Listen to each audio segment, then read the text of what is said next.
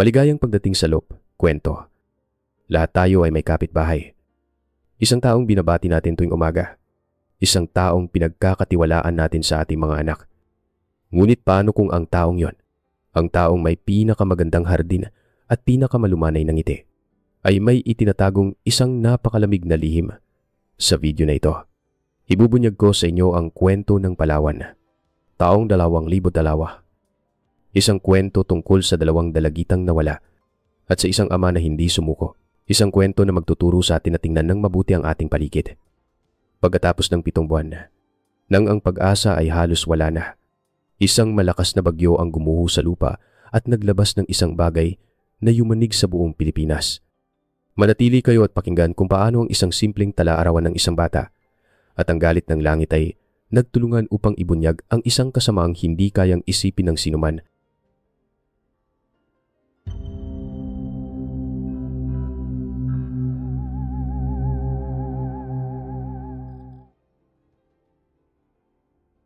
Unang bahagi, ang galit ng kalikasan. Pitong kabuvan. Gaano katagal maaaring itago ang isang sikreto? Gaano kalalim ito kayang ibaon ng lupa upang hindi na muling masilayan ng araw? Sa Palawan, sa isang bayang ang mga kwento ay dumadaloy na parang tubig sa ilog.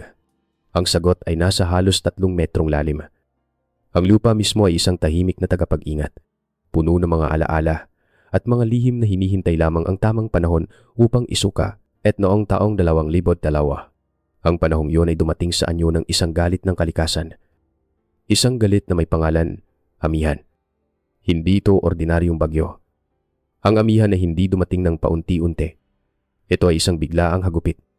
Nagsimula ito sa isang kakaibang katahimikan sa hapon, kung kailan huminto ang pagaspas ng mga dahon at ang mga ibon ay biglang tumahimik. Pagkatapos, dumating ang hangin, isang hangin na may sariling tinig. Isang paos na sigaw na gumising sa buong nayon. Ang mga bubong na yero ay umalulong na parang mga hayop na nasasaktan. Ang mga niyog na bumabagsak sa mga bubong ay parang mga putok ng kanyon sa gitna ng gabi. Ang dagat, na karaniwang kaibigan ng mga mangingisda, ay naging isang kaaway. Ang mga alon ay umakyat sa dalampasigan na may galit, kinakain ng buhangin, nilalamon ng mga bangka, at humahampas sa mga dingding ng mga bahay na parang mga higanteng kamao. Sa loob ng maliliit na tahanan, ang mga pamilya ay nagsiksikan. Ang liwanag lamang ay mula sa kandila, at ang tanging maririnig ay ang kanilang mga dasal na sinasabayan ng walang tigil na dagundong ng langit. Ngunit ang sentro ng galit ng kalikasan ay hindi sa baybayin. Ito ay nasa isang tahimik na burol, sa likod ng isang bahay na nakatayo ng mag-isa, na parang nagmamasid sa buong nayon mula sa itaas. Ang bahay ni Profesor Santos, isang dayuhang matagal nang naninirahan doon. Isang lalaking iginagalang dahil sa kanyang malawak na kaalaman, malumanay na pananalita, at hardin na laging namumulaklak. Sa kasagsagan ng bagyo, ang lupa sa likod ng kanyang hardin ay nagsimulang umiyak. Ang lupa ay basang-basa na, hindi na makakapit pa sa sarili. Nagsimulang lumitaw ang maliliit na bitak sa ibabaw, na parang mga ugat na gumagapang sa dilim. Pagkatapos, may isang mahinang ugong. Isang tunog na nanggagaling sa ilalim. Ang tunog ng mga ugat ng puno na pinuputol, ng mga batong daan-daang taon nang natutulog na biglang gumigising. At sa isang nakakabinging dagundong na mas malakas pa sa kulog, isang malaking bahagi ng burol ay bumigay. Gumuho ito, dala mga puno, ang mga namumulaklak na halaman ng propesor, at ang lupa mismo. Nag-iwan ng isang malaking sugat sa gilid ng burol. Isang sugat na kulay pula, bukas at basa. Kinabukasan, ang araw ay sumikat sa isang tanawing nagbago. Ang bagsik ng bagyo ay tapos na. Ang hangin ay malinis. May amoy ng basang lupa at nabaling kahoy. Dito unang lumitaw si Hepe ng Pulisya Reyes. Naglalakad sa gitna ng mga nagkalat na sangatyero. Isang lalaking nasa mga 50 taong gulang. Ang mukha ay masungit dahil sa araw at alat. Ngunit ang mga mata ay kalmado. Sanay na siya sa mga bagyo. Para sa kanya, ito ay isa lamang hamon na kailangang harapin. Isa na namang araw ng pag-aayos at pagbangon. Habang tinatantiyan niya ang lawak ng pinsala, isang malakas na sigaw ang pumunit sa katahimikan ng umaga. Isang mangingisda, habang sinusuri ang kanyang nasirang bakod, ang nakaturo sa gumuhong lupa sa likod ng bahay ng propesor. Nagtipon ang mga tao at lumapit si Epe Reyes. At doon, Sa gitna ng pulang putik at mga nabaling ugat, nakita niya ang isang bagay na hindi dapat naroroon. Isang puting bagay na gawa sa metal. Malinis ang kulay nito kumpara sa putik na nakapalibot. Nakalubog ito. Baluktot ang isang gilid, na parang isang bulok ng ngipin na marahas na binunot mula sa lupa. Isa itong lumang palamigan. Isang malaking palamigan na karaniwang ginagamit sa mga tindahan o restauran. Ang usapan ay biglang huminto. Ang hangin ay napuno ng isang mabigat na katahimikan. Ang bawat isa sa kanila ay may iisang iniisip. Isang alaala. Isang kwento ng dalawang dalagitang bigla na lang naglaho na parang bula. Buksan ninyo. Ang mahinahon ngunit mariing utos ni Hepe Reyes. Ang kanyang mga tauhan na may pag-aalinlangan sa kanilang mga muka ay kumuha ng bareta. Ang tunog ng metal laban sa metal ay umalingaw sa buong lugar. Sa isang malakas na crack, bumigay ang takip na kinakalawang na isang bugso ng nagyayelong hangin ang humampas sa kanilang mga muka. Isang hangin na hindi galing sa umaga. May kasama itong amoy ng matagal na pagkakasara. Amoy ng katahimikan. Amoy ng isang bagay na hindi dapat manatili sa dilim. Ang lamig ay kakaiba. Nanunuot sa buto. Dahan-dahan. Sa kabilya, gapak tutol nga sarili. Sumilip si Hepe Reyes sa loob. At ang kanyang muka, na laging kalmado, ay biglang nanigas. Ang kanyang mga mata, na sanay sa anumang tanawin, ay hindi kumurap. Ang kanyang kanang kamay, na nakasabit sa kanyang tagiliran, ay dahan-dahang kumuyom na parang nanggigigil. Sa loob, sa ilalim ng makapal na puting yelo na bumalot sa lahat, may isang anyo. Isang dalagitan na nakasuot ng isang lilac na jacket. Ang kanyang katawan ay nakabaluktot na parang isang sanggol na natutulog. Ang kanyang mahabang itim na buhok ay kumalat na parang isang itim na bulaklak sa ibabaw ng yelo. Ang kanyang balat ay maputla, nababalutan ng manipis na yelo, na may mga bitak na parang sapot ng gagamba. Isang imahe ng kagandahan at lagim. Ang palatandaan. Sa wakas, natagpuan na iyon si Ana. Ngunit ang kwento niya ay hindi nagsisimula rito. Sa loob ng malamig na libingang ito. Ito ay nagsimula 7 buwan na ang nakalipas. Sa isang umaga kung kailan ang araw ay nangangako pa ng isang mapayapang araw. At ang tawanan ng dalawang magkaibigan ay umaalingaw-ngaw pa sa buong nayon. Ikalawang bahagi ang huling almusal. Ang alaala ng lamig ay biglang napapalitan ng init ng araw. 7 buwan bago ang bagyo, bago ang pagguho ng lupa, bago ang lahat, mayroong isang umaga. Isang ordinaryong umaga sa isang maliit na kusinang amoy sinangag, pritong isda, at bagong timplang kape. Ang sahig na gawa sa kawayan ay nagkikislapan dahil sa mga sinag ng araw na tumatagos sa siwang ng mga dahon ng niyog. Dito, si Mateo, isang mangingisdang balo, ay tahimik na gumagalaw na parang isang anino. Ang kanyang mga kamay, na magaspang at makapal dahil sa araw-araw na paghila ng lambat, ay kabaligtaran ng kanyang maingat na paggalaw. Ang paraan ng paglalagay niya ng isda sa plato, ang paghahain ng mainit na kanin, ang pagbuhos ng kape, lahat ay ginagawa niya ng may isang ritual na pag-iingat. Siya ay isang lalaking hindi sanay magsalita ng nararamdaman. Ngunit ang kanyang pagmamahal ay nasa bawat kilos, sa bawat butil ng kanin na kanyang inihahain sa maliit na mesa na gawa sa kahoy. Dalawang dalagitang masayang nagtatawanan. Ang kanilang mga boses ay pumupuno sa katahimikan ng bahay. Ang isa ay si Lia, ang kanyang kaisa-isang anak, ang kanyang mundo. 15 taong gulang. Ang mga mata ni Lia ay laging alerto, matalas, at napuno ng practical na pag-iisip. Siya ang angkla ng kanilang maliit na pamilya, ang laging nagpapaalala sa kanyang ama na kumain sa tamang oras. Siya rin ang laging nagbabalik sa kanyang kaibigan sa lupa. Ang kaibigan niyang yun ay si Ana, na para namang nakatira sa ulap. Si Ana ay may mga matang laging nakatingin sa malayo, na parang may nakikita siyang mga kulay na hindi nakikita ng ordinaryong mga mata. Ang kanyang mga daliri ay laging may bahid ng uling mula sa lapis. Siya ang may talento sa pagguhit, ang may kaluluwa ng isang artista, at isang pusong puno ng paghanga sa mga magagandang bagay. Pupunta kami mamaya kay Profesor Santos, masayang sabi ni Ana, habang sinusubo ang kanin. Ang kanyang boses ay puno ng pananabik. Ipakikita raw niya sa akin ang kanyang buong koleksyon ng mga kabibe. Si Lia ay ngumiti lamang. Isang ngiting may halong pagbibiro. Kabibe na naman. Akala ko ba na ipakita na niya sa iyo lahat yun noong nakaraang buwan? Hindi mabilis na sagot ni Ana, na parang ipinagtatanggol ang isang sagradong bagay. Sabi niya, mayroon siyang isang nautilos na kabibe na perpekto raw ang pagkabilog. Ang hugis ay sumusunod daw sa golden ratio. Ang pinakamaganda raw na nakita niya sa buong buhay niya. At tuturuan niya akong iguhit ito ng tama, kung paano kunin ang liwanag at ang anino. Ang kanyang mga mata ay nagniningning. Para sa kanya, si Profesor Santos ay hindi lang isang retiradong guro. Siya ay isang idolo, isang balon ng kaalaman at sining na hindi nauubos. Si Mateo, na nakaupo sa isang tabi habang humihigop ng kape, ay nakikinig lamang. Isang maliit na ngiti ang sumilay sa kanyang mga labi. Masaya siyang makita ang sigla sa mga mata ni Ana. Masaya siyang may kaibigan ng kanyang anak na nagbibigay ng kulay sa buhay nito. Mag-ingat ka, biro ni Lia sa kaibigan, habang kumukuha ng isda. Si Profesor Santos ay sobrang magmahal ng mga magagandang bagay. Baka isang araw, kapag nagawa mo na ang pinakamaganda mong drawing, ay ipreserba ka niya sa isang garapon. Ilalagay ka niya sa isang istante para hindi ka na tumanda at manatili kang maganda magpakailanman. Tumawa si Ana, isang tawang malutong at puno ng kawalang muwang. Hindi mo naiintindihan, Lia, dahil praktikal ka masyado. Ganoon talaga ang mga tunay na artista. Nakikita nila ang isang kagandahan na napaka-perpekto, na dapat ingatan at protektahan mula sa pagkasira ng panahon. Hindi tulad nating mga ordinaryong tao na hinahayaan lang ang mga bagay na maluma. Ang mga salitang yun ay lumutang sa mainit na hangin ng kusina.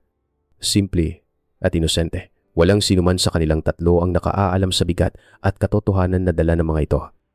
Walang sinuman ang nakaaalam na yon ay hindi isang biro, kundi isang propesiya.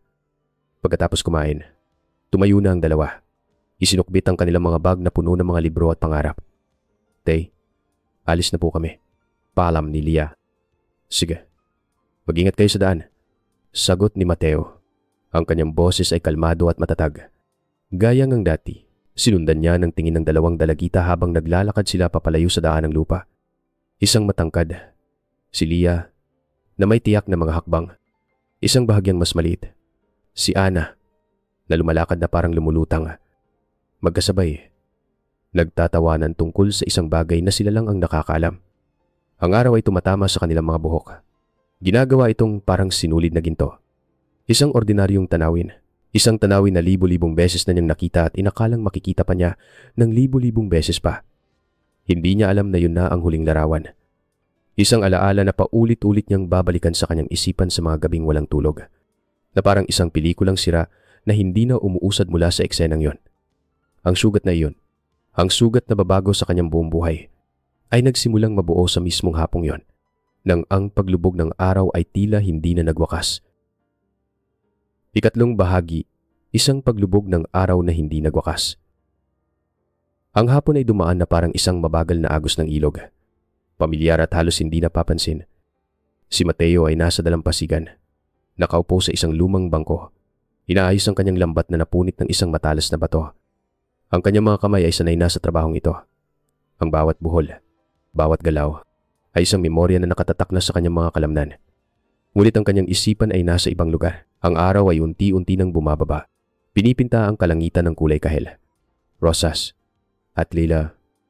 Isang tanawin na karaniwan niyang ikinatutuwa. Ngunit ngayon, may kakaiba. 4:00 na ng hapon. Karaniwan, sa mga oras na ito, naririnig na niya ang boses ni Lia na sumisigaw ng tay mula sa malayo. Isang tunog na hudyat na tapos na ang araw. Pero wala. Ang tanging naririnig niya ay ang mahinang at ritmikong hampas ng alon sa dalampasigan. 5:00, ang araw ay isa na lamang pulang bilog sa abot tanaw, na parang isang nagbabagang uling na malapit ng mamatay. Sinimulan ng ligpitin ni Mateo ang kanyang mga gamit. Ang kanyang paggalaw ay mas mabagal na ngayon. Isang maliit na kaba, na parang isang maliit na insekto, ang nagsimulang gumapang sa kanyang dibdib. Baka naglaro lang sila ng matagal sa bahay ni Ana. Sabi niya sa sarili. Sinusubukang iwaksi ang pakiramdam. Ngunit may isang bahagi sa kanya. Isang instinto ng isang ama na hindi mapakali. Pagdating niya sa bahay, ang katahimikan ng sumalubong sa kanya. Isang katahimikan na mabigat, makapal, at hindi natural. Ang amoy ng niluto niyang adobo para sa hapunan ay lumalamig na sa hangin. Ang hapunan na inihanda niya ay nakatakip pa rin sa mesa. Walang bawas. Tumingin siya sa lumang orasan sa dingding. Isang regalo mula sa kanyang yumaong asawa. Ang bawat pag-ikot ng segundo ay parang isang malakas na tunog sa kanyang tenga. Isang paalala ng bawat sandaling lumilipas. Kinuha niya ang telepono. Ang luma nilang telepono na may umiikot na numero. na matagal nang hindi niya ginagamit maliban sa emergency. Tinawagan niya ang bahay ni Ana. Pagkatapos ng ilang pagring, ang sumagot ay ang ina nito. Si Aling Martha. Martha, si Lia ba ay nandiyan? Baka napasarap ang kwentuhan nila ni Ana. Tanong niya. Pilit na pinapanatiling magaan at normal ang kanyang boses. Ang sagot sa kabilang linya ay hindi isang salita, kundi isang pigil na hikbi. Mateo, akala ko kasama mo siya na. Kanina pa ako naghihintay. Hindi pa siya umuwi. Sa sandaling iyon, ang maliit na kaba sa dibdib ni Mateo ay naging isang malaking alon ng takot. Isang takot na malamig at mabilis na kumalat sa kanyang buong katawan, na parang lason. Ibinaba niya ang telepono. Ang kanyang mga kamay ay nanginginig. 2 bata, parehong nawawala. Ang mga salita ay umalingaw-ngaw sa kanyang isipan. Nawawala. Ang balita ay kumalat na parang apoy sa tuyong damo sa isang maliit na nayon kung saan ang lahat ay magkakakilala. Walang kailangang tumawag. Sila ay dumating. Ang mga kapitbahay ay lumabas mula sa kanilang mga tahanan. Ang mga kapwa mangingisda ay nag-iwan ng kanilang mga bangka. Dumating si Hepe Reyes. Ang kanyang mukha ay seryoso at walang emosyon. Agad siyang nag-organisa ng isang paunang paghahanap. Ang gabi ay naging isang dagat na mga gumagalaw na ilaw. Ang mga sulo at lampara ay sumayaw sa dilim. Ang mga sigaw ng Lia at Ana ay paulit-ulit na maririnig. Ngunit ang tanging sumasagot ay ang alingaw-ngaw at ang walang katapusang ingay ng dagat. Hinanap nila ang dalampasigan, bawat bato at bawat palumpong, ang gubat ng mga bakawan, ang maliit na ilog na dumadaloy patungo sa dagat. Bawat sulok ng kanilang maliit na paraiso ay biglang naging isang lugar ng panganib at misteryo. Dumating din si Profesor Santos. Ang kanyang mukha ay puno ng pag-aalala. Ang kanyang mga mata ay nagpapakita ng labis na kalungkutan. Siya ang huling nakakita sa kanila. Pumunta sila sa akin. Mga bandang 3:00. Paliwanag niya kay Hepe Reyes. Ang kanyang boses ay nanginginig. Nagpakita ako ng ilang mga kabibe.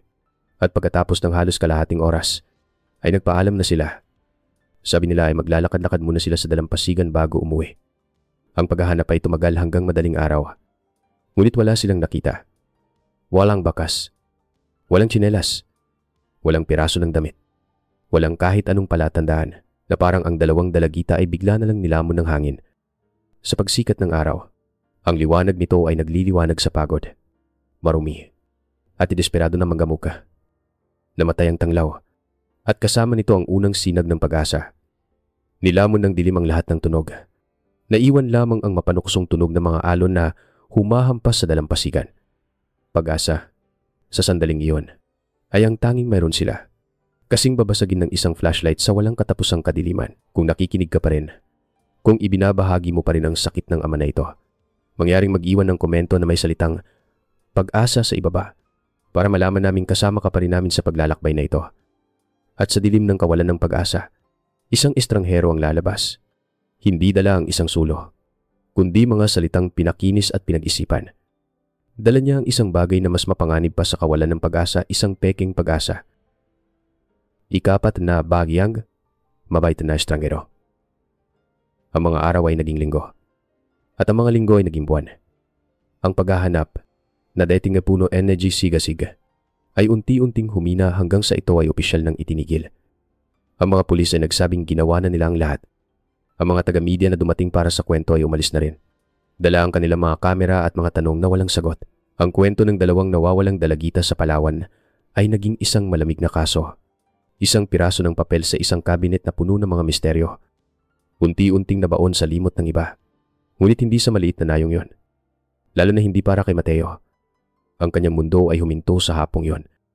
Ang kanyang bangka, na dati niyang buhay, ay hindi na pumalaot. Ito ay nanatiling nakasadsad sa buhangin, na parang isang kalansay ng isang malaking isda. Ang kanyang mga lambat ay nanatiling nakatambak sa isang sulok. Hinaamag at kinakain ng alikabok. Ang kanyang bahay ay napuno ng isang katahimikan na mas maingay pa sa kahit anong sigaw. Isang katahimikang sumisigaw sa pangalan ng kanyang anak. Sa gitna ng kanyang pagdadalamhati, sa gitna ng kanyang pag-iisa, isang tao ang laging naroroon. Si Profesor Santos. Ang profesor ay isang lalaking mula sa Maynila. Isang retiradong guro ng sining sa isang kilalang universidad. Pinili niyang manirahan sa Palawan para sa kapayapaan at para mapalapit sa kalikasan na siyang inspirasyon niya. Siya ay matalino, magaling magsalita, at may isang aura ng katahimikan at karunungan na tila nakakahawa. Siya ay naging anino ni Mateo. Araf-araf, walang palya. Dadalhan niya ito ng mainit na pagkain. Uupo sila sa labas ng bahay, sa isang lumang bangko, at magmamasid sa dagat. Hindi sila madalas mag-usap. Hahayaan lang ni Santos na ang katahimikan ng maging tulay sa pagitan nila, na parang sinasabing, nandito lang ako. Hindi siya nagsasabi ng mga karaniwang salita ng pakikiramay, tulad ng magiging maayos din ang lahat o kailangan mong magpakatatag. Sa halip, ang kanyang mga salita ay mas malalim, mas pilosopikal. Ang kalikasan, Mateo, sabi niya isang hapon, habang nakatingin sila sa mga bituin na nagsisimulang lumitaw, ay may sariling mga paraan.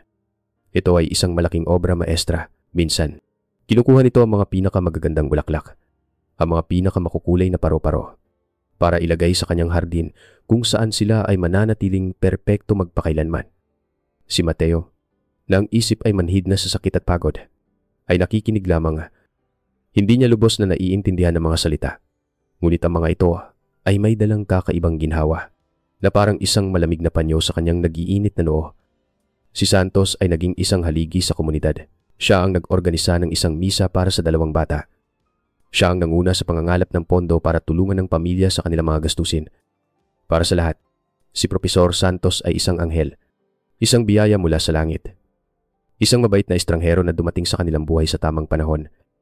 Isang gabi, habang nag-iinuman sila ng kape sa ilalim ng buwan, sinabi ni Santos ang isang bagay na tuluyang nagtanim ng isang ideya, isang mapanganib na binhi sa isip ni Mateo. Minsan, Mateo, sabi ng propesor, ang kanyang boses ay mahina na parang isang bulong. Ang mga kaluluwang masyadong dalisay at puno ng sining, tulad ni Nalia at Ana, ay nararamdaman na ang mundong ito ay masyadong magulo, masyadong marumi para sa kanila. Siguro ay hindi sila nawala. Siguro ay magkasama silang naghanap ng isang mas tahimik na lugar. Isang lugar na puno lamang ng kagandahan na hindi natin kayang maunawaan. Ang mga salitang yon ay tumatak sa isip ni Mateo. Nagbigay ito sa kanya ng isang uri ng kapayapaan na matagal na niyang hindi naramdaman. Ang ideya na si Lia ay hindi napahamak, hindi biktima ng isang karahasan, kundi pinili lamang na umalis. Isang masakit na ideya, pero mas madaling tanggapin kaysa sa mga nakakatakot na posibilidad na gumugulo sa kanyang isipan tuwing gabi. Si Mateo ay nagsimulang umasa kay Santos. Sa kanyang mga salita, sa kanyang presensya, para siyang isang taong nalulunod na nakakapit sa isang salbabida. Hindi alintana kung ang salbabida ay may butas. Hindi niya nakita ang kadiliman sa likod ng kabaitan na yon. Ang nakita lamang niya ay isang parola sa gitna ng bagyo. Hindi alam na ginagabayan siya nito patungo sa mas matatalim na bato. At nanatili siyang lulan sa dagat ng peking pag-asang yon sa loob ng maraming buwan. Hanggang sa isang araw, nagpasya siyang harapin ang bagyo sa loob ng kanyang sariling tahanan. 5 bahagi ang talarawan. 4 na buwan. 120 araw ng paghihintay na walang katiyakan. 120 gabi ng mga tanong na paulit-ulit na bumabalik na parang alon, ngunit walang dalang sagot. Sa loob ng panahong yon, ang bahay ni Mateo ay naging isang museo ng alaala. Isang lugar kung saan ang oras ay huminto. Ang bawat bagay ay nanatili sa parehong lugar kung saan ito huling iniwan ni Lia. Ang kanyang tsinelas na may disenyo ng bulaklak ay nasa tabi pa rin ng pinto, na parang naghihintay na isuot.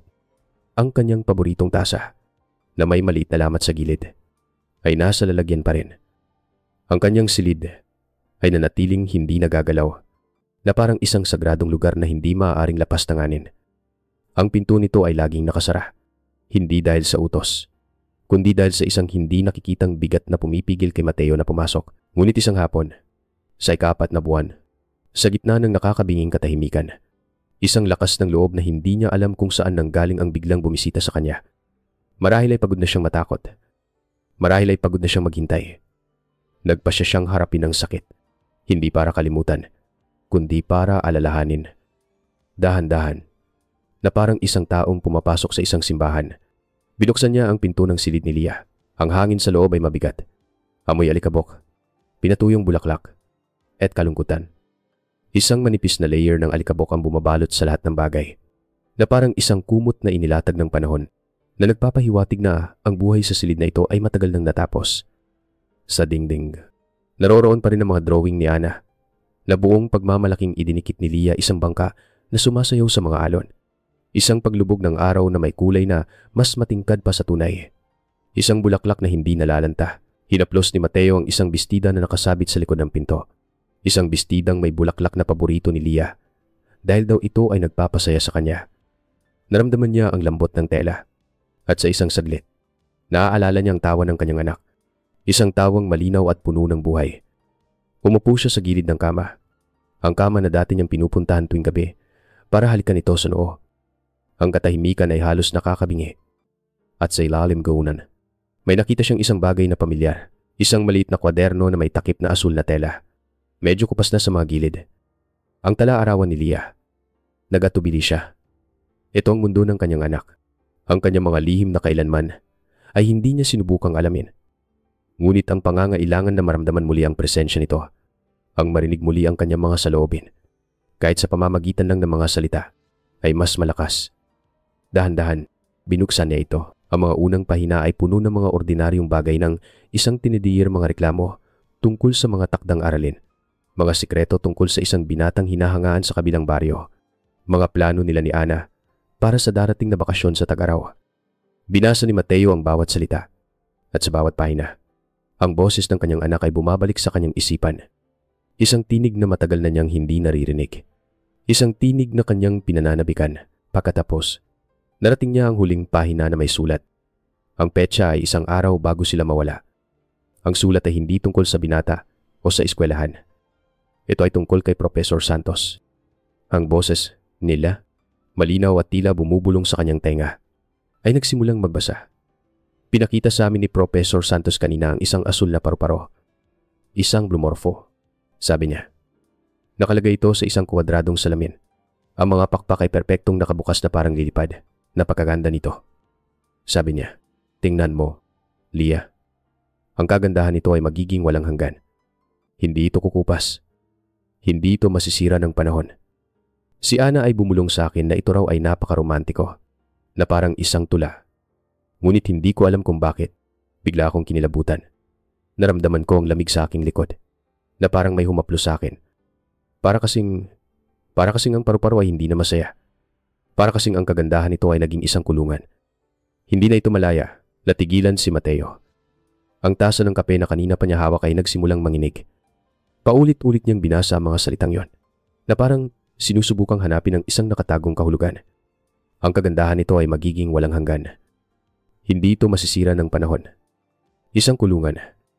Ang mga eksaktong salita. Ang eksaktong pilosopiya na sinabi sa kanya ni Santos. Ang mga salitang ginamit nito para aliwin siya sa gitna ng kanyang pagdadalamhati. Ang kalikasan ay kinukuha ang mga pinakamagagandang bulaklak para manatili silang perpekto. Ang mga kaluluwang masyadong dalisay ay naghahanap ng isang lugar na puno ng kagandahan. Bigla, ang lahat ng piraso ay nagkabit-kabit sa kanyang isipan. Ang kabaitan ng propesor ay hindi na kabaitan. Ito ay naging isang estratehiya. Ang kanyang mga salitang pilosopikal ay hindi na karunungan. Ito ay naging isang script, isang kasinungalingan na paulit-ulit niyang sinasabi. Ang imahe ng isang mabait na estranghero ay gumuho na parang isang kastilyong buhangin na tinamaan ng alon. At ang lumitaw sa lugar nito ay isang anino. Isang aninong may malamig na mga mata at isang ngiting hindi umaabot sa mga ito. Ang tala-arawan ay nahulog mula sa kanyang mga kamay. Bumagsak sa sahig na may mahinang tunog na parang isang sigaw. Ang kapayapaang peke na binuo ni Santos para kay Mateo sa loob ng 4 na buwan ay biglang nabasag na parang salamin. Ang sakit na nararamdaman niya ay hindi na isang ulap na walang hugis at walang direksyon. Ngayon, mayroon na itong mukha. Ang kanyang kaaway ay mayroon ng pangalan. At ang tahimik na pangangaso ng isang ama mula sa sandaling yon ay opisyal nang nagsimula. Ika-6 na bahagi ang tahimik na mangangaso. Ang Mateo na lumabas sa silid ni Lia ay ibang tao na. Ang kanyang mga mata, na dating puno ng isang malalim at walang katapusang kalungkutan, ay ngayon ay may isang bagong ningas. Isang ningas na hindi mainit, kundi malamig, matalas, at mapagmasid. Ang kanyang sakit ay hindi nawala. Sa katunayan, ito ay mas tumindi pa. Ngunit ngayon, ito ay nagkaroon ng isang layunin, isang direksyon. Ibinalik niya ang kanyang bangka sa dagat. Ang mga kapitbahay ay natuwa. Nakakita ng isang senyales ng pagbangon. Mabuti naman at bumabalik ka na sa dati, Mateo, sabi ng isang matandang mangingisda. Ang dagat ay naghihintay sa iyo. Tumango lamang si Mateo. Isang maliit na ngiti ang sumilay sa kanyang mga labi. Hindi nila alam na ang kanyang pagbabalik sa dagat ay hindi para mangisda ng isda. Ito ay para manghuli ng isang halimaw. Binago niya ang kanyang ruta, sa halip na pumunta sa malalim na bahagi ng dagat kung saan marami ang huli. Nananatili siya sa lugar kung saan tanaw niya mula sa malayo ang bahay ni Profesor Santos na nakatayo sa burol na parang isang tore. Doon, sa ilalim ng init ng araw, habang nagpapanggap na inaayos ang kanyang lambat o nagpapahinga, ang kanyang mga mata ay hindi inaalis sa isang bahay. Siya ay naging isang mangangaso. Isang mangangasong matiyaga. Ang kanyang mga kakayahan bilang isang mangingisda ang walang katapusang pasensya sa paghihintay. Ang kakayahang basahin ang bawat pagbabago sa agos ng tubig at sa direksyon ng hangin ay ginamit niya ngayon para basahin ang isang tao. Sinasaulo niya ang bawat galaw ni Santos. Ang oras ng kanyang pagising. Ang kanyang pagdidilig ng mga rosas sa umaga. Ang kanyang pagbabasa ng libro sa beranda sa hapon na may kasamang isang tasa ng tsaa sa unang tingin. Ang lahat ay normal. Ang buhay ng isang retiradong propesor na naghahanap ng kapayapaan. Ngunit pagkatapos ng ilang linggo ng walang sawang pagmamasid, may napansin siyang kakaiba. Si Santos ay may ugaling mag-garden sa gabi. Sa mga oras na ang buong nayon ay mahimbing nang natutulog, makikita ni Mateo ang isang maliit na ilaw mula sa isang lampara sa hardin ng propesor na gumagalaw na parang isang alitaptap. Ano ang ginagawa ng isang tao sa kanyang hardin sa gitna ng gabi? Nang tanungin ng isang usisang kapitbahay. Ang sagot ni Santos ay simple at kapani-paniwala. Mayroon akong isang uri ng orkidyas, ang Queen of the Night. Sa gabi lamang ito namumulaklak at kailangan itong alagaan sa dilim. Ang paliwanag ay makatuwiran. Ngunit para kay Mateo, ito ay tunog na mali, na parang isang kurtinang itinatabing sa isang mas madilim na gawain. Dala ang isang maliit na kwaderno at isang lumang largabista. Sinimulan niyang isulat ang lahat. Ang bawat gabi na nakikita niyang nagtatrabaho si Santos. Ang mga oras. Ang tagal. Napansin niyang palagi itong nagtatrabaho sa isang partikular na bahagi ng hardin. Sa likod. Malapit sa gilid ng burol. Pagkatapos ng isang buwan ng pagdodokumento, nagpasya siyang subukan muli. Pumunta siya kay Jefe Reyes. Sa maliit na opisina ng pulisya na amoy lumang papel. Ipinakita niya ang kanyang mga tala. Hepe, alam kong kakaiba ito. Sabi niya. Ang kanyang boses ay mahinahon ngunit may diin. Pero may mali kay Profesor Santos. Gabi-gabi siyang naghuhukay sa kanyang hardin. Sa parehong lugar. Si Jefe Reyes ay nakinig nang may simpatiya at pagod. Nakita niya ang desperasyon sa mga mata ni Mateo. Isang desperasyong nakita na niya sa maraming iba pang pamilya ng mga nawawala. Mateo, sabi niya ng mahinahon. Naiintindihan ko ang iyong nararamdaman at pinahahalagahan ko ang iyong pagsisikap. Ngunit ang paghahardin sa gabi ay hindi isang krimen. Marahil ay hindi lang siya makatulog. O baka totoo ang sinasabi niya tungkol sa orkidyas. Wala akong sapat na dahilan para kumuha ng isang search warrant. Baka magalit pa siya at idemanda tayo. Pinayuhan niya si Mateo na subukang magpatuloy sa buhay. Na huwag hayaang lamunin siya ng kanyang mga hinala. Umalis si Mateo sa istasyon ng pulisya na may bigat sa kanyang dibdib. Ang sistema, na dapat ay kanyang kakampi, ay tumalikod sa kanya. Siya ay nag-iisa.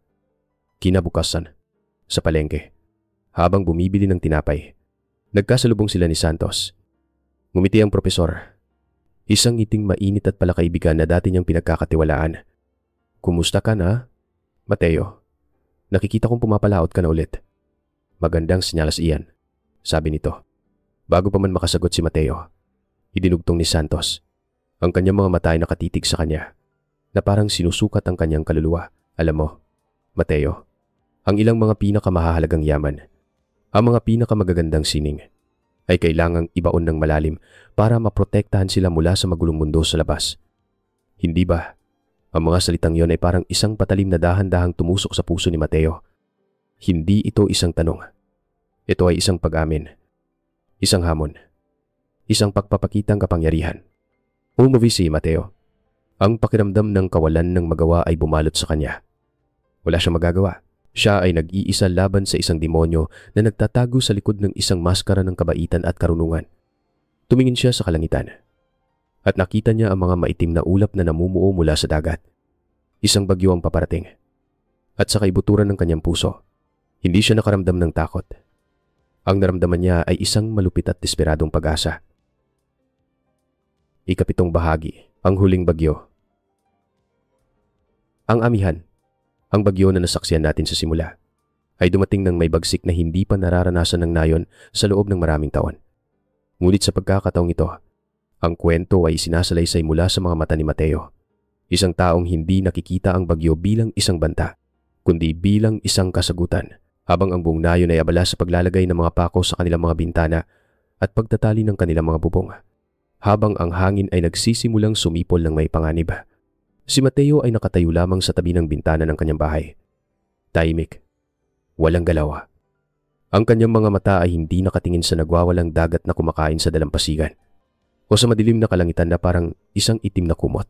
Ang kanyang mga mata ay nakatuon sa isang direksyon lamang sa bahay ni Profesor Santos sa tuktok ng burol, na ngayon ay halos hindi na makita sa gitna ng malakas na ulan.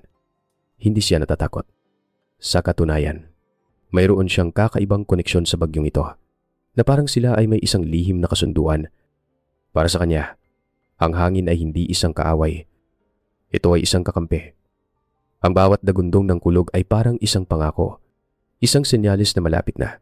Ang bawat patak ng ulan na humahampas sa kanilang bubong ay parang isang martilyo ng hustisya. Nakita niya ang ilaw sa bahay ni Santos, isang maliit na dilaw na tuldok sa gitna ng kadiliman.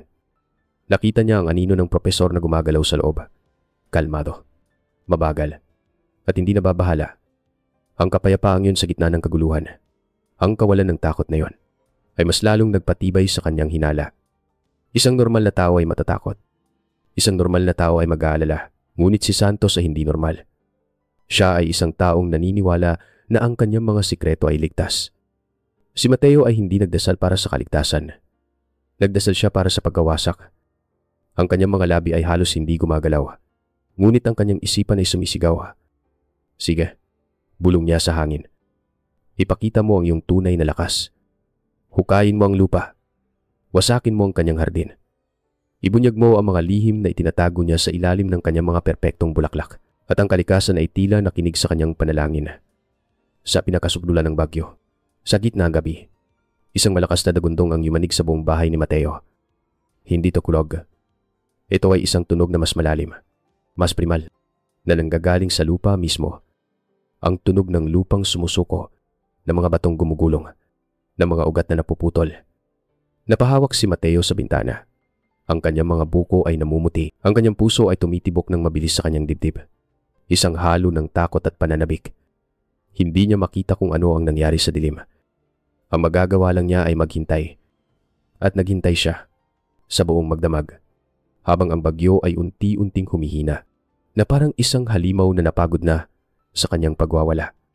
Nang ang unang sinag ng araw, na mahina at kulay abo, ay tumagos sa mga sirang ulap. Si Mateo ang unang lumabas ng kanyang bahay. Hindi niya tiningnan ang pinsala sa kanyang sariling bakuran o sa kanyang bangka. Ang kanyang mga mata ay agad na tumingin sa burol, sa lugar kung saan dapat naroroon ang hardin ni Santos. At doon, nakita niya ito. Isang malaking bahagi ng burol ay nawala na. Ang luntiang hardin na puno ng mga rosas at orkidyas ay napalitan ng isang malawak na pulang sugat sa lupa, at mula sa gitna ng sugat na yon, mula sa ilalim ng lupa, may isang bagay na puti na sumisilip, na parang isang buto na lumitaw mula sa nabubulok na laman. Isang bagay na hindi dapat naroroon. Ang kanyang paghihintay, ang kanyang tahimik na pangangaso.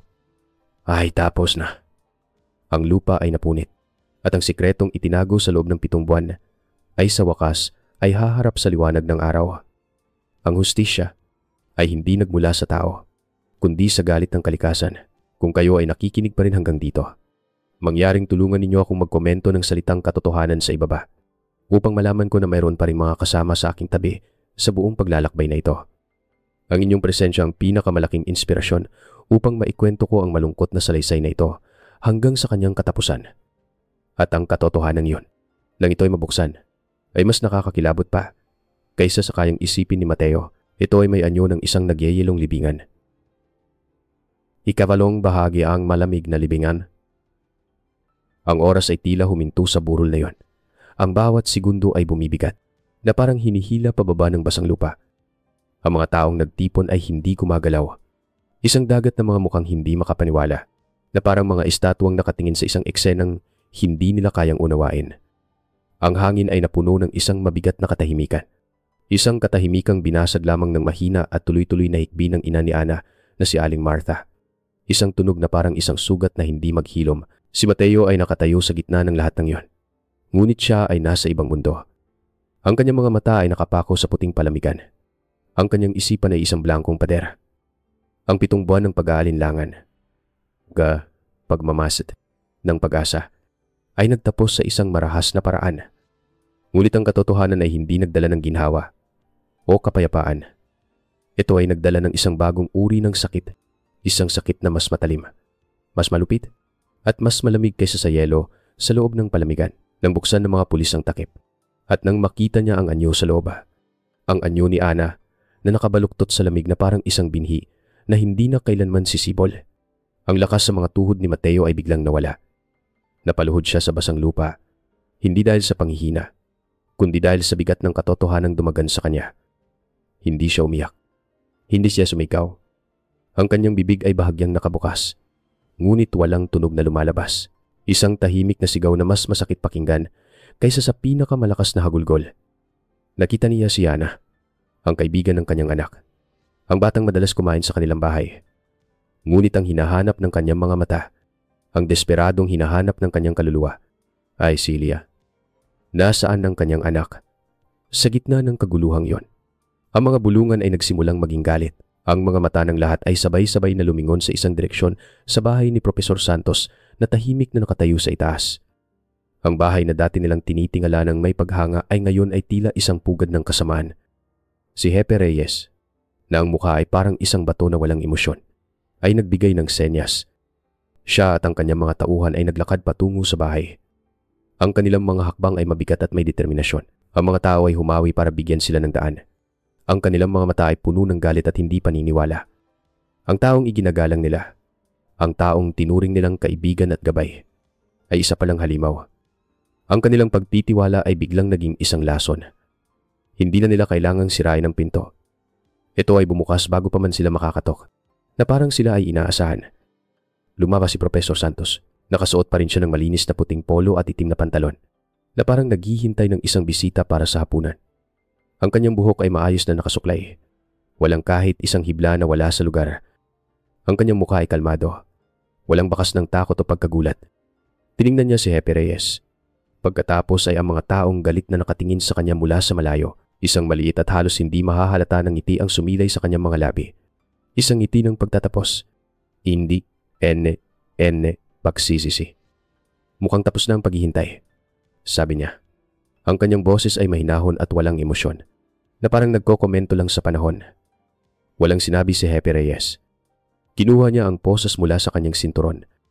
Iniunat ni Santos ang kanyang dalawang kamay nang walang pag-aatubili, na parang ito ay isang normal na bahagi ng isang ritual. Ang matalas na tunog ng pagsara ng posas ay umalingaw-ngaw sa hangin.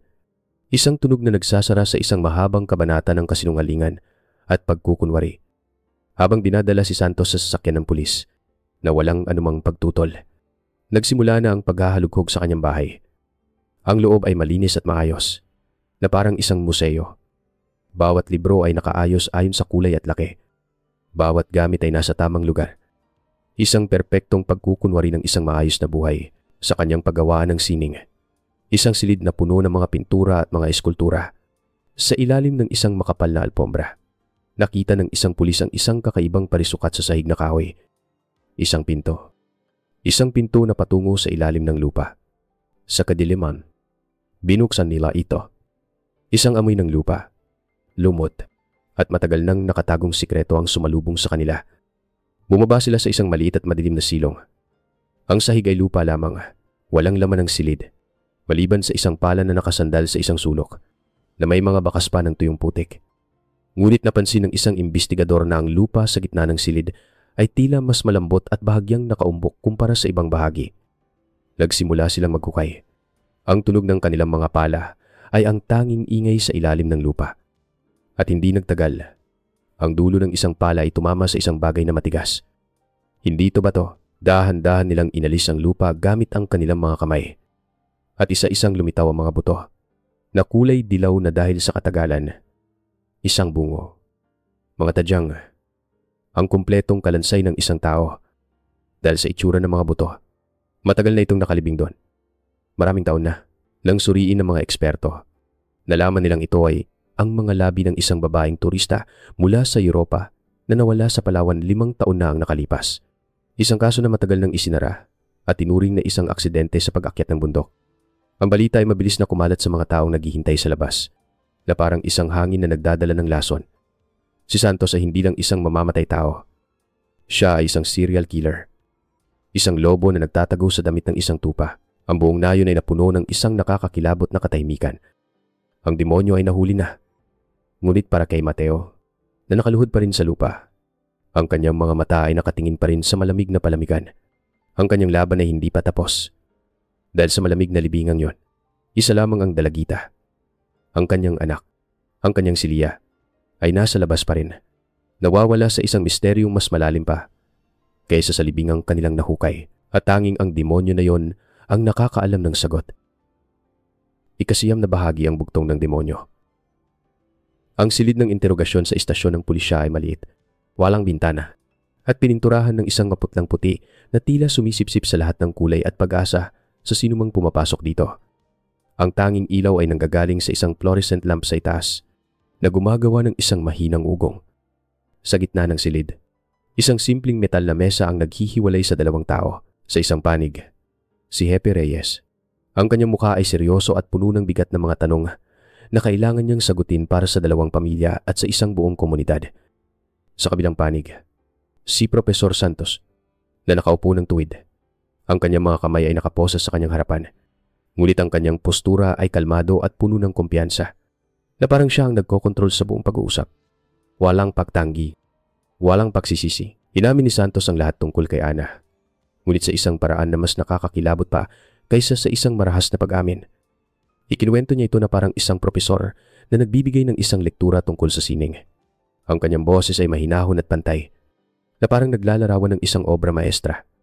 Si Ana, sabi niya, ang kanyang mga mata ay nakatingin sa kawalan, ay isang perpektong obra maestra na hindi pa tapos. Nakita ko sa kanya ang isang pambihirang talento, isang kadalisayan na hindi pa nadudungisan ng mundo. Ang mundong ito, Jepe, ay isang lugar ng pagkabulok. Sinisira nito ang lahat ng magagandang bagay. Ang talento ay nagiging komersyo. Ang kagandahan ay kumukupas. Ang pagiging inosente ay nagiging mapait na karanasan. Hindi ko yun hahayaang mangyari sa kanya. Tumingin siya ng diretso sa mga mata ni Jepe Reyes. At sa unang pagkakataon, nakita ni Reyes ang isang malamig na apoy sa likod ng mga ito. Hindi ko siya pinatay. Pinalaya ko siya. Pinalaya ko siya mula sa pagiging pangkaraniwan, mula sa pagtanda, mula sa pagkabigo. Ibinigay ko sa kanya ang kawalang hanggan. Sa loob ng palamigang yon, siya ay mananatiling 15 taong gulang, puno ng pangarap at maganda magpakailanman. Yun ang aking sining, yun ang aking regalo sa kanya. Isang regalong hindi kayang ibigay ng mundong ito. Ang bawat salita ay parang isang lason na dahan-dahang pumapatak sa hangin ng silid. Si Jepe Reyes ay napakuyom ng kanyang kamao sa ilalim ng mesa. Ang kanyang mga ugat sa leeg ay halos pumutok sa pinipigilang galit. Sa loob ng 30 taon niya bilang pulis, nakaharap na siya ng mga kriminal na uhaw sa dugo, mga magnanakaw na walang konsensya, mga mamamatay tao na walang kaluluwa. Ngunit ngayon lang siya nakaharap sa isang tunay na demonyo. Isang demonyong nagtatago sa likod ng mga salita ng sining at pilosopiya para bigyang katwiran ang kanyang kasamaan. At ang turista, ang kalansay sa iyong silong sining din ba yung tanong ni Reyes? Ang kanyang boses ay garalgal sa galit. Siya, sagot ni Santos na may bahagyang ngiti, na parang inaalala ang isang lumang proyekto. Isa lamang pag-ensayo. Isang hindi gaanong perpektong obra. Doon ko natutunan ng mga tamang pamamaraan ng pag-iingat. Huminto sandali si Jepe Reyes. Hinugot ang lahat ng kanyang lakas at profesionalismo para sa huling at pinakamahalagang tanong. Silya, sabi niya. Ang pangalan ay mabigat sa kanyang dila, na parang isang bato. Nasaan si Silya? Ang kalmadong ekspresyon sa mukha ni Santos ay bahagyang nagbago. Itinagilid niya ang kanyang ulo, na parang pinag-iisipan ng isang kawili-wiling tanong o isang bugtong. Ang ngiti sa kanyang mga labi ay nanatili. Ngunit ngayon ay mayroon na itong bakas ng isang malupit na kasiyahan. Silya, sabi niya, na parang inaalala ang isang malayong alaala. Silya ay matalino. Masyadong matalino para sa kanyang sariling kapakanan. Hindi siya tulad ni Ana na madaling mamangha. Nakita niya ako. Sa isang siwang ng bintana, nakita niya akong isinasama si Ana sa aking pagawaan. At tumakbo siya. Saan siya tumakbo, giit ni Reyes? Ang kanyang katawan ay nakahilig na pasulong. Tumakbo siya patungo sa mga talampas. Sagot ni Santos. Ang kanyang mga mata ay walang emosyon, na parang naglalarawan ng isang tanawin. Patungo sa lugar kung saan laging kumakanta ang mga alon sa mga bato. Isang malakas na ulan ang bumuhos pagkatapos noon. Biglan. Ang dagat, Hepe, ay mapagpigay kong minsan. Madalas nitong tinatanggap ang mga naliligaw na kaluluwa pabalik sa kanyang sinapupunan. Siguro ay dinala na siya nito sa isang mas magandang lugar. Isang lugar na mas dalisay kaysa sa mundong ito. Ang mga salitang iyon ay bumagsak sa silid na parang isang hatol na walang apela. Hindi ito isang pag-amin. Ito ay isang bugtong. Isang malupit na larawan na ipininta niya sa isipan ng isang amang naghihintay.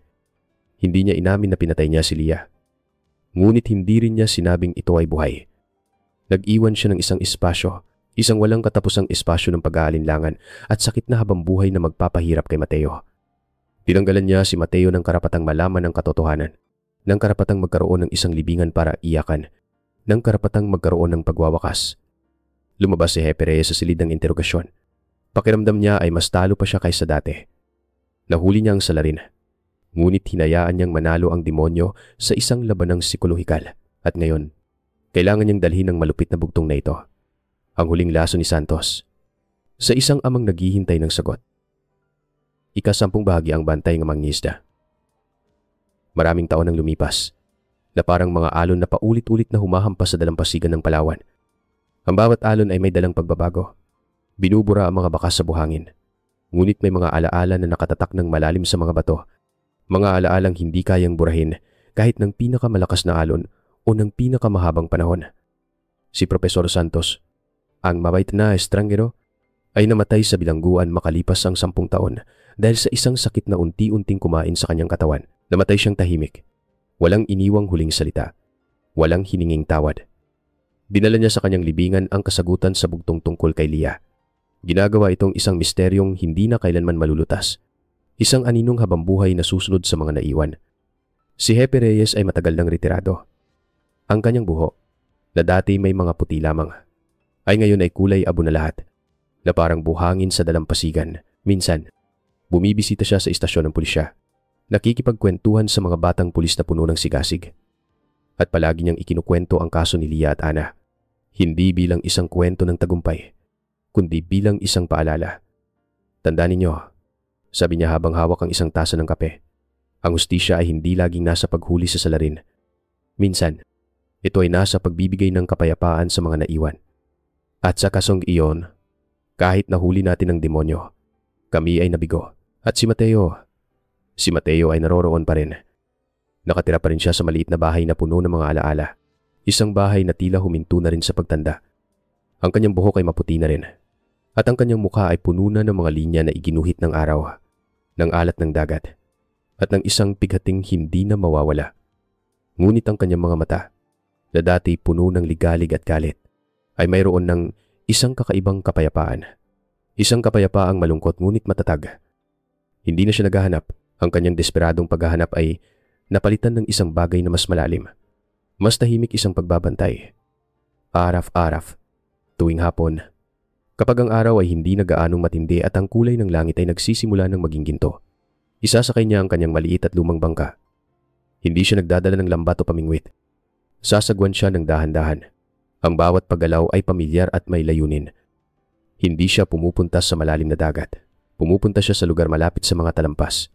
Ang mga talampas na naging huling tagpuan sa kwento ng kanyang anak. Doon, sa paanan ng matataas na bato, hihinto siya. Hahayaan niyang ihele ng mga alon ang kanyang bangka. At mananatili siya ron, nakaupo, nakatingin sa mga bato at sa gubat sa itaas nito. Hanggang sa ang araw ay tuluyang lumubog sa abot tanaw. Hindi siya nagsasalita. Hindi siya nagdarasal. Siya ay nagbabantay lamang, na parang isang sundalo sa kanyang poste. Isang bantay ng isang alaalang hindi niya hahayaang mamatay. Hindi na niya tinatanong ang sarili kung paano kung tinanggap na niya na ang bugtong ng demonyo ay hindi na masasagot. Sa halip, Sa loob ng maraming taon ng pag-upo sa dagat na yon, pinili niyang maniwala sa sarili niyang kwento na ang kanyang anak, si Leah, na nagmamahal sa dagat ng higit sa lahat, ay hindi kinuha nito. Sa halip, siya ay naging bahagi na nito. Na siya ay nasa hampas ng alon sa kanyang bangka, sa ihip ng hangin sa kanyang muka, sa kulay ng paglubog ng araw na kanyang laging pinagmamasdan. Isang hapon, habang ang araw ay dahan-dahang lumulubog, ang kanyang bangka ay isang maliit na anino lamang sa gitna ng dagat na kulay ginto at rosas. Hindi siya nag-isa. Dahil sa tunog ng mga alon, sa bulong ng hangin, sa init ng huling sinag ng araw sa kanyang balat, naririnig pa rin niya ang tawa ni Leah. Ang kwento ay nag-iiwan ng isang bukas na wakas. Dahil sa totoong buhay, hindi lahat ng misteryo ay nalulutas at hindi lahat ng sugat ay naghihilom. Ipinakita nito ang kadilimang maaaring magtago sa likod ng isang maskara ng kabaitan at karunungan. Ngunit higit sa lahat, ipinakita nito ang isang walang hanggang pag-ibig ng isang ama. Isang pag-ibig na kayang gawing isang walang katapusang pagbabantay ang pinakamatinding sakit. Isang testamento sa isang alaalang hindi kailanman mamamatay. And sa paglubog ng araw sa Palawan, ang bangka ni Mateo ay nananatiling isang simbolo ng pag-asang hindi namamatay.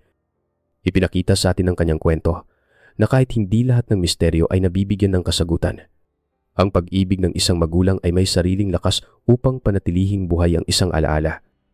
Ang hustisya ng batas ay may hangganan, ngunit ang pag-ibig ay walang katapusan. Nais naming marinig ang inyong mga pagninilay. Ano para sa inyo ang tunay na kahulugan ng hustisya? Mangyaring iwanan ng inyong mga komento. Kung nais ninyong makarinig pa ng mga kwentong tulad nito na kumikilala sa tibay ng kalooban ng tao, maaari po kayo mag-subscribe sa LOP Kwento. Salamat sa paglalaan ng inyong oras at sa pagiging kasama namin hanggang sa dulo.